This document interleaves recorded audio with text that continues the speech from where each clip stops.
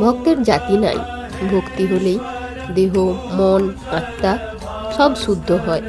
গৌর নিতাই হরিনাম দিতে লাগলেন, আর অচণ্ডালে কোল দিলেন।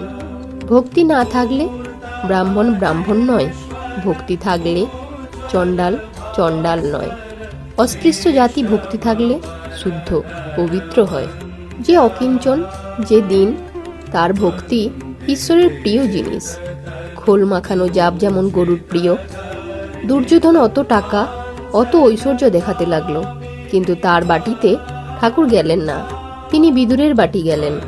তিনি ভক্ত বৎসল, বৎসের পাছে যেমন গাভী ধায়, সেইরূপ তিনি ভক্তের পাছে পাছে যান।